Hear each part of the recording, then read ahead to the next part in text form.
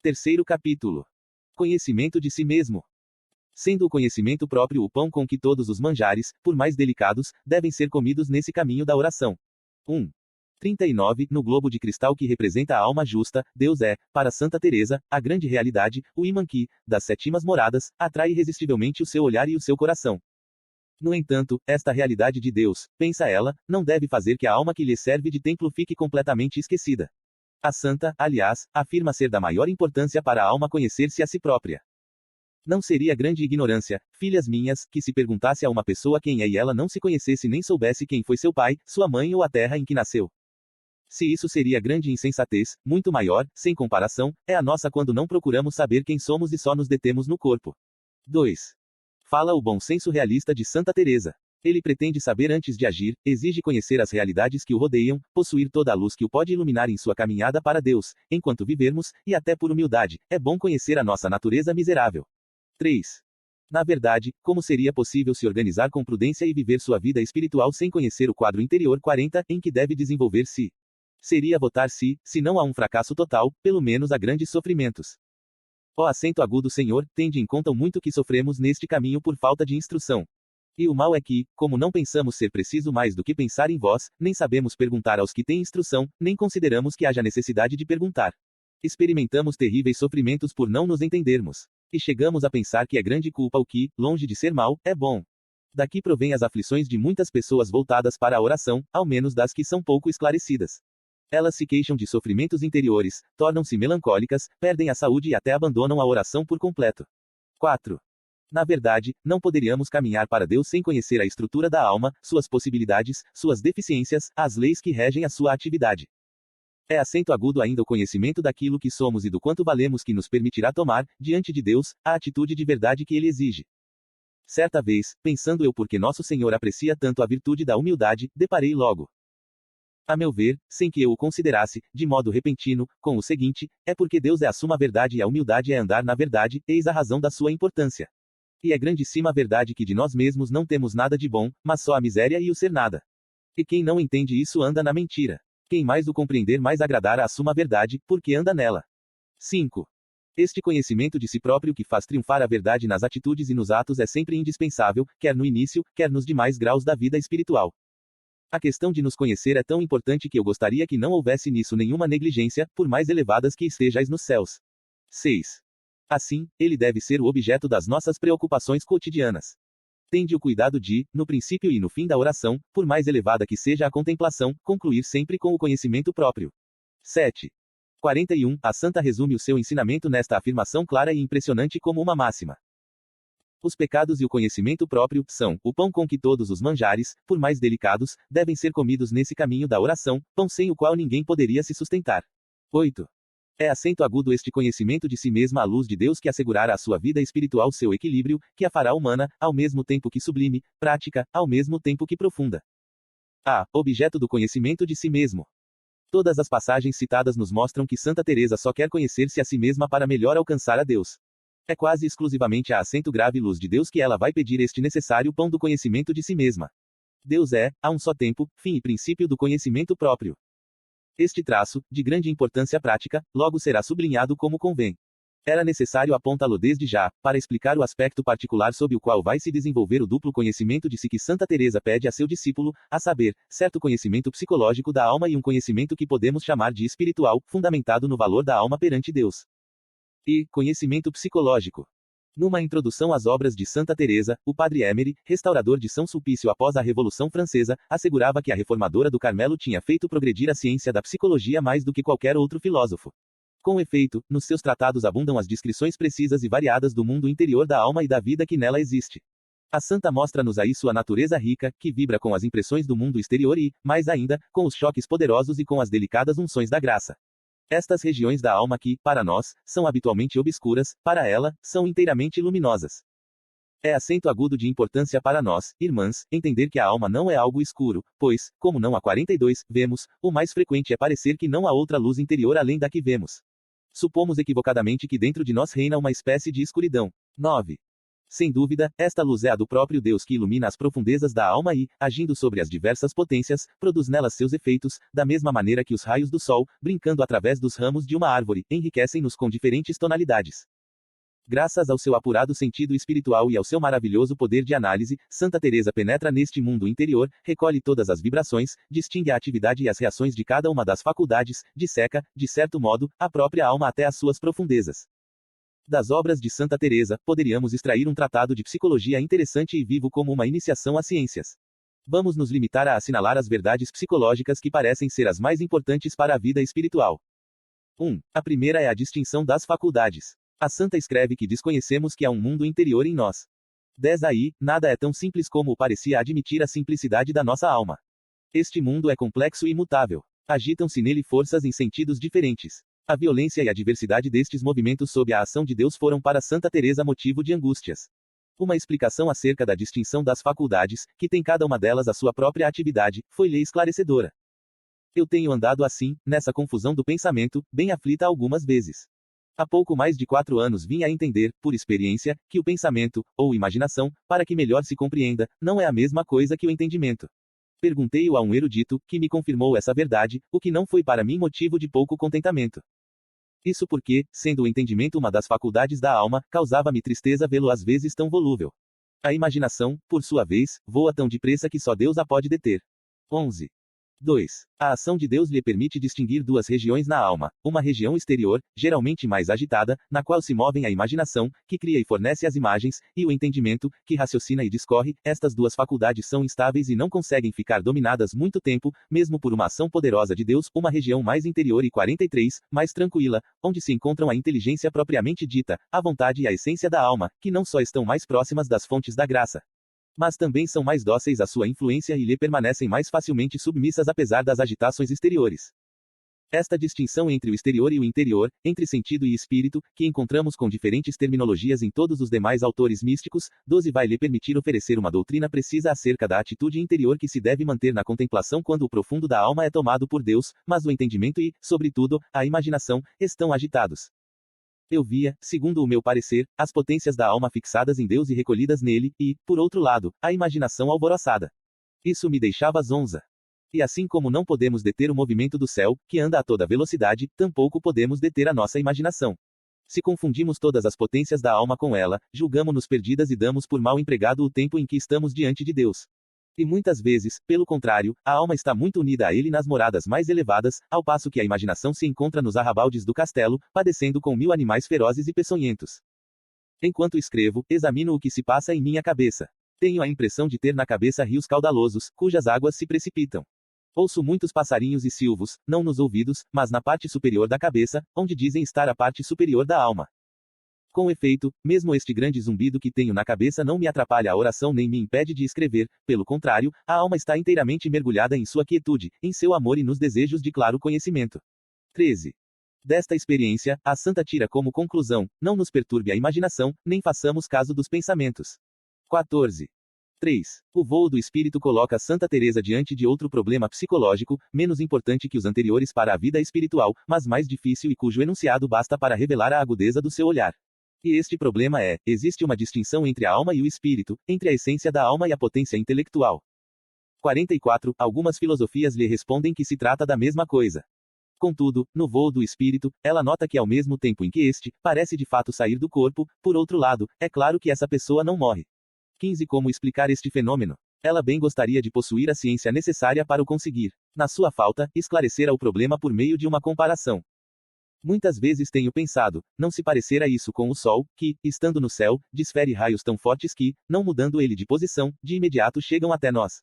Ora, a alma e o espírito são uma mesma coisa, tal como o Sol e os seus raios. Assim, não seria possível, pela força do calor que lhe vem do verdadeiro Sol de justiça, elevar-se a alma acima de si mesma, permanecendo contudo em seu posto. Não poderia ela elevar-se por meio de alguma parte superior do espírito, saindo por cima de si mesma. 16. Conhecimento espiritual. Ao espiritual são necessárias algumas noções psicológicas para evitar sofrimentos e dificuldades.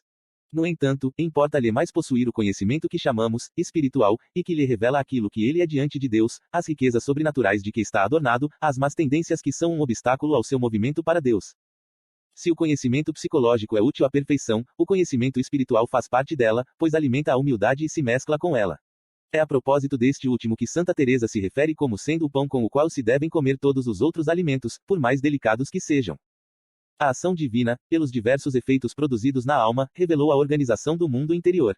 É unicamente sob a luz de Deus que podemos, agora, explorar as 3 áreas deste conhecimento espiritual de si mesmo.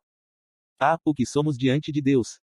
Deus é amigo da ordem e da verdade, diz Santa Teresa.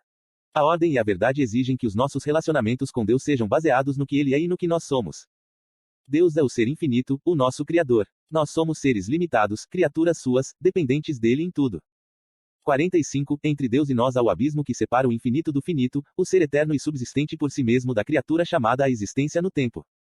A intimidade para a qual Deus nos chama não preenche este abismo. Agora e sempre Deus será Deus, e o homem, mesmo divinizado pela graça, uma criatura limitada. Sobre este abismo do infinito, a razão lança alguns clarões, a fé, algumas luzes. Os dons do Espírito Santo dão certa experiência dele. Ao debruçar-se sobre este abismo, a alma compreende obscuramente o que ela é na perspectiva do infinito. A Santa Catarina de Sena, Nosso Senhor dizia: Sabes, minha filha, quem tu és e quem eu sou? Tu és aquela que não é, eu sou aquele que sou. 17. Santa Teresa chama de reais as almas que, numa iluminação súbita ou no rápido amplexo de um influxo divino, compreenderam algo deste abismo do infinito divino. Ela deseja que os reis tenham este conhecimento para que compreendam o valor das coisas humanas e descubram o seu dever nesta perspectiva do infinito. Nunca nenhuma criatura pôde inclinar-se sobre este abismo como Jesus Cristo, cujo olhar, iluminado pela visão intuitiva já nesta terra, penetrava prodigiosamente. Contudo, também ele se perdia na imensidão infinita da divindade que habitava corporalmente nele. Este espetáculo mergulhava-o em profundezas de adoração nunca atingidas. Aprendei de mim, porque sou manso e humilde de coração. 18 dizia ele sob o suave peso da unção que o penetrava. Ninguém poderia ser tão humilde perante Deus como Jesus Cristo, ou mesmo como a Virgem Maria, porque ninguém mediu como eles o abismo do infinito que separa o homem do seu Criador. Além disso, Jesus e Maria eram de uma pureza perfeita. Ora, nós somos pecadores. Usamos da nossa liberdade para recusar obedecer àquele de quem dependemos de modo absoluto, em todos os instantes da nossa existência. A criatura, que merece ser chamada nada, diante do ser infinito, desafia Deus ao menosprezar voluntariamente os seus direitos, e este desacato pareceria ridículo se Deus não lhe tivesse concedido o privilégio de perturbar a realização dos seus desígnios providenciais. O pecado, que é uma ingratidão, um crime de lesa majestade, torna-se, assim, uma desordem na criação. O pecado desaparece com o perdão divino. O ter pecado permanece um ato que mostra a perversidade da nossa natureza. 46. Esta ciência da transcendência divina, na qual aparece o nada da criatura e o verdadeiro rosto do pecado, é a ciência por excelência do contemplativo. Que contemplou ele, se não conhece Deus. E se não conhece o seu nada significa que não encontrou Deus. Pois quem verdadeiramente chegou a Deus, experimentou no seu ser a pequenez extrema e a miséria profunda da nossa natureza humana.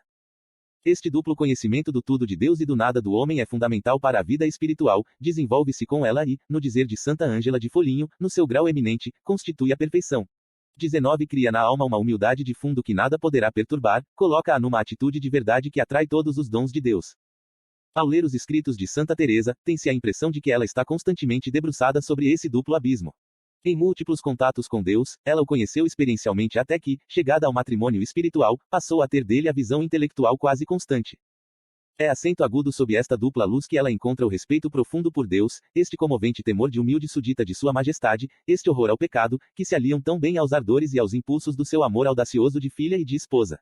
Esta ciência do infinito, por vezes expressa em termos vigorosos, inspira todas as suas atitudes, revela-se nas suas decisões e nos seus conselhos e faz subir constantemente de sua alma este suave perfume de humildade simples e profunda, livre e afável, que é um dos seus encantos mais fascinantes.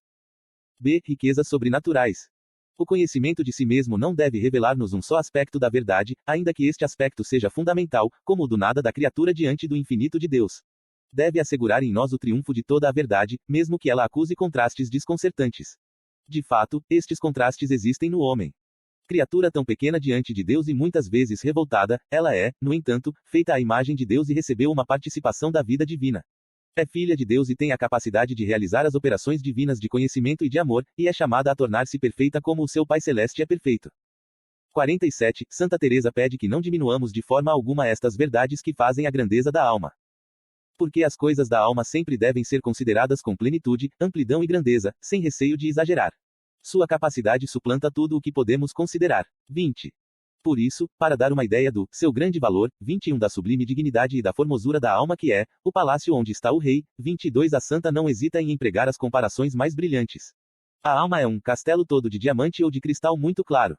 23 Deus faz dela um cristal resplandecente de claridade, um castelo tão resplandecente e formoso, essa pérola oriental, essa árvore de vida plantada nas próprias águas vivas da vida, que é Deus. 24 Não encontro outra coisa com que comparar a grande formosura de uma alma e a sua grande capacidade. 25. O cristão deve conhecer a sua dignidade. Também não deve ignorar o valor das graças especiais que recebeu.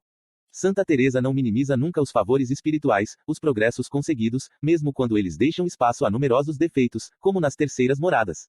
Falando da alma que goza da oração de quietude, ela refere a grande dignidade em que está e a grande graça que o Senhor lhe concedeu. 26 Não a deixa ignorar as grandes esperanças contidas na graça recebida.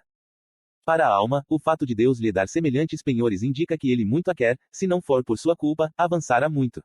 27. A alma que recebeu tão grandes favores deve ter sim grande estima. A verdadeira humildade triunfa na verdade. Coisa muito ruim para os doutos pela metade, cheios de espanto, escreve a santa, porque estes me custam muito caro. 28. A verdade livra dos perigos, ajuda para que não sejam enganadas as almas pelo demônio, transfigurado em anjo de luz. 29 Alimenta a ação de graças e incita a um esforço de fidelidade exigido pela graça recebida. 48 Mas tendências asterisco. Neste castelo interior iluminado pela presença de Deus, próximo das riquezas sobrenaturais, Santa Teresa descobre uma multidão de cobras, víboras e animais peçonhentos. 30 Esses animais são tão peçonhentos e buliçosos, e tão perigosa é a sua companhia, que só por milagre se pode deixar de tropeçar e cair. 31. Estes répteis representam as forças do mal instaladas na alma, as más tendências, consequência do pecado original. Estas tendências são forças temíveis que não devemos desconhecer. Por isso, constituem, merecidamente, um dos pontos mais importantes do conhecimento de si próprio. Criados no estado de justiça e santidade, nossos primeiros pais não só tinham recebido os dons sobrenaturais da graça, mas também dons preternaturais, domínio das paixões, preservação da doença e da morte, que asseguravam a retidão e a harmonia das potências e faculdades da natureza humana. Privada dos dons sobrenaturais e preternaturais pelo pecado da desobediência, a natureza humana permaneceu intacta, mas, no entanto, ficou ferida devido a esta privação. Doravante, a dualidade das forças divergentes do corpo e do espírito se afirma e se manifesta. Aguardando a morte que vai separá-las, cada uma delas reclama as satisfações que lhe são próprias. O homem descobre em si a concupiscência ou forças desordenadas dos sentidos, o orgulho do espírito e da vontade, ou exigências de independência destas duas faculdades. Instalou-se na natureza humana uma desordem em suas raízes. Adão e Eva vão transmitir a sua descendência à natureza humana tal como a deixara o pecado deles, ou seja, privada dos dons superiores que a completavam. Esta privação, com as tendências desordenadas que libera, é chamada pecado original. Estas tendências tomaram formas particulares conforme a educação recebida, o meio frequentado, os pecados cometidos, os hábitos adquiridos. As tendências assim determinadas serão, por sua vez, fixadas no ser físico pela hereditariedade, como forças muito poderosas ou até como leis fatais. Por conseguinte, entre as tendências que acompanham o pecado original, há em cada alma algumas que são dominantes e que parecem dever captar as energias da alma em seu proveito. A exigência dessas tendências pode tornar-se extrema e, mesmo quando são menos violentas, permanecem sendo forças tão temíveis que 49, é impossível que a alma não seja arrastada para inúmeras quedas. 32. Nas primeiras moradas, estas tendências exercem um poder quase pacífico nas almas. Combatidas nas segundas moradas, elas se irritam e fazem sofrer. A vitória obtida no campo exterior nas terceiras moradas deixa-lhe sua força interior. Nutrem-se, nesse tempo, com alimentos de aspecto insignificante e voltarão a aparecer cheias de vida no plano espiritual, quando a luz de Deus o descobrir. São João da Cruz vai nos indicar, então, seus efeitos, especialmente aquele efeito privativo da tendência que elimina a Deus e sua ação na região em que ela exerce seu domínio. Pouco importa estar o pássaro amarrado por um fio fino ou grosso, desde que não se liberte, tão preso estará por um como por outro. Mas, por frágil que seja, o pássaro estará sempre retido por ele enquanto não o quebrar para alçar voo. 33. Qualquer que seja a tendência voluntária e a pequenez do seu objeto, a união não poderá se realizar. O santo nos dirá também detalhadamente como as tendências cansam a alma, atormentam-na, obscurecem-na, mancham-na e a enfraquecem. 34. Toda a ascese espiritual está motivada pelas tendências. O espiritual deve conhecer suas tendências, especialmente as dominantes, para ver a necessidade desta ascese e para conduzi-la eficazmente. O conhecimento de si não terá campo mais complexo e instável, mais difícil de explorar e, ao mesmo tempo, mais doloroso e mais útil para conhecer do que estas tendências, estes répteis venenosos, tão perigosos e tão irrequietos 35 que cada homem traz dentro de si, que fizeram os santos gemer e os quais, lembrando-nos incessantemente a nossa miséria, incitam-nos a um combate sem tréguas. B. Como adquirir o conhecimento de si mesmo. O que ficou dito anteriormente bastaria para responder a esta questão. É a ação de Deus na sua alma que revela a Santa Teresa a estrutura do mundo interior, é a luz 50 de Deus que lhe descobre o que ela é, o valor das riquezas sobrenaturais e o caráter nocivo das tendências. A conclusão é clara, é acento agudo na luz de Deus que a alma aprende a se conhecer. Este ponto importante da doutrina espiritual de Santa Teresa merece ser sublinhado. Não é verdade que se censura aos contemplativos por seu egocentrismo, que os leva a falar constantemente de si mesmos, a mostrar com satisfação as graças recebidas, os seus sentimentos, e que não lhes deixa descobrir o mundo senão através do véu de suas luzes interiores e de suas impressões. Não haverá, com efeito, um grande perigo para o contemplativo, que deve procurar Deus no mais profundo de sua alma, de frequentemente não encontrar senão a si mesmo, ou, pelo menos, de não aprender, na obscuridade silenciosa que envolve a vida do Deus interior, mais do que as emoções da sensibilidade e a agitação confusa das faculdades dilatadas por este silêncio. Estas censuras e estes perigos dão um singular relevo aos conselhos de Santa Teresa que pede à alma que não procure se conhecer, analisando-se diretamente, mas, sim, procurando-se sob a luz de Deus. É, aliás, a melhor maneira de se conhecer bem. A meu ver, jamais chegamos a nos conhecer totalmente se não procuramos conhecer a Deus. Olhando a sua grandeza, percebemos a nossa baixeza, observando a sua pureza, vemos a nossa sujeira, considerando a sua humildade, constatamos como estamos longe de ser humildes. Há nisso duas vantagens. Em primeiro lugar, está claro que uma coisa branca parece muito mais branca quando perto de uma negra, e vice-versa. Em segundo, porque o nosso entendimento e a nossa vontade se tornam mais nobres e mais dispostos a todo bem quando, às voltas consigo mesmos, tratam com Deus. Há muitos inconvenientes em nunca abandonar o nosso lodo de misérias. 36. Estes conselhos dirigem-se às almas que estão nas primeiras moradas e que devem utilizar considerações e reflexões para se conhecerem. Mais tarde, nas moradas superiores, cada vez que a luz divina revelar a grandeza de Deus, revelará, concomitantemente, a pequenez e a miséria da criatura. O conhecimento de si, adquirido deste modo, é mais qualificado e mais profundo. Quando o Espírito de Deus age, nada é preciso fazer para ter 51, humildade e confusão, porque o próprio Senhor já as dá, e de um modo bem distinto do que nós o fazemos com as nossas ínfimas considerações, que nada são diante da verdadeira humildade iluminada que o Senhor ensina, trazendo tal confusão que a alma parece desfazer-se. É coisa muito conhecida o saber que Deus dá para que percebamos que por nós nenhum bem possuímos, e quanto maiores as graças, maior esse entendimento. 37. Este conhecimento de si é precioso, é, o pão com que todos os manjares, por mais delicados, devem ser comidos. 38 e, contudo, a santa acrescenta, que é acento agudo preciso comer com moderação. Porque, quando se vê rendida e percebe claramente que nada de bom possui, a alma se pergunta, que necessidade temos de gastar o tempo aqui, se é melhor buscar outras coisas que o Senhor nos põe diante dos olhos. 39. A santa compadece-se com o destino de uma pessoa a quem seu diretor tinha há 8 anos paralisada e que não a deixava avançar além do seu próprio conhecimento. 40. Portanto, nada de exames inutilmente prolongados, nada de repetidos retornos a si mesmo, que alimentariam as tendências naturais, talvez mesmo melancólicas, da alma e permitiriam ao demônio sugerir, sob as cores da humildade, todo o gênero de pensamentos que paralisam, pois como não nos conhecermos devidamente, distorcemos o conhecimento próprio e, se nunca saímos de nós mesmos, esses e outros males devem causar-nos temor. Por isso digo, filhas, ponhamos os olhos em Cristo, nosso bem, e com ele aprenderemos a verdadeira humildade. Isso evitará que o nosso conhecimento próprio se torne rasteiro e covarde. 41.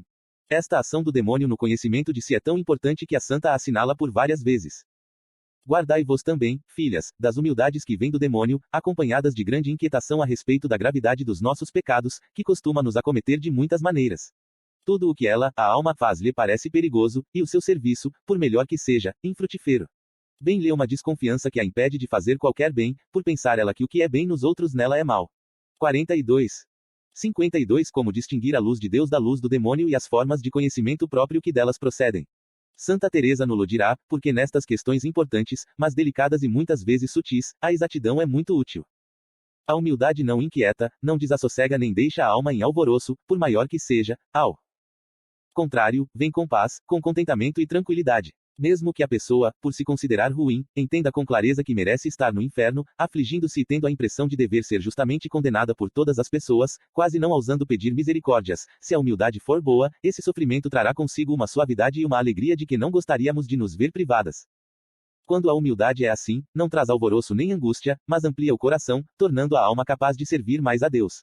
Aquele outro sofrimento tudo perturba, tudo agita, revolve a alma inteira e é muito penoso. Creio que o demônio pretende com isso que pensemos ter humildade e, se puder, levar-nos a desconfiar de Deus. 43. Eis-nos bem longe, quase na extremidade oposta, do egocentrismo estéril seguido pelo seu cortejo de sonhos vagos, de análises sutis, por vezes de introspecções angustiadas e de vãs ostentações de si mesmo, tantas vezes ridículas e sempre orgulhosas. Santa Teresa não quer conhecer-se senão para melhor servir e alcançar a Deus, que é amigo da ordem e da verdade. Adquirido sob a luz de Deus, este conhecimento de si desenvolve-se com o próprio conhecimento de Deus. Mescla-se com a humildade e, quer explore a estrutura da alma, quer revele ao homem a sua pequenez diante das grandezas divinas ou a sua miséria pecadora, visa tão somente a fazer reinar a luz e a triunfar a verdade. Quando alimenta na alma a contrição dolorosa e, ao mesmo tempo, um amor ardente, a adoração profunda e as aspirações mais elevadas, o sentimento da sua impotência e as resoluções mais generosas, pode-se afirmar que ele é verdadeiro, traz em si o sinal divino da sua origem, que é a paz, o equilíbrio, a liberdade e a fecundidade.